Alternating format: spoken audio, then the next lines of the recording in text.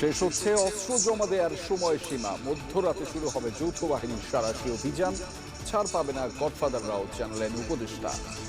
আমাদের জন্য খুবই জরুরি, এই জন্য আমরা বিভিন্ন ধরনের পদক্ষেপ নিতে যাচ্ছি যেন এটা নিয়ন্ত্রণের ভিতরে চলে আসে এবং মাদকের গডফাদারদের জন্য আমরা আইনের আওতায় আনতে পারি।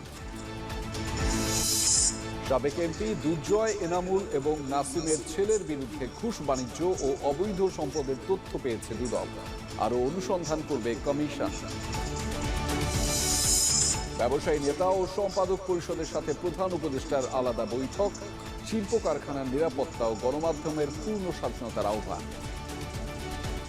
বিভিন্ন ইস্যুর উপরে আমরা বললাম যে এগুলাকে যদি তাড়াতাড়ি স্টেবিলাইজ করা যায়, আমাদের এক্সপোর্ট ঠিকমতো হবে, আমাদের ব্যবসা বাড়বে, রিমিটেন্স বাড়বে। এই মুহূর্তে ঘোষণা হয় যে এগুলোতে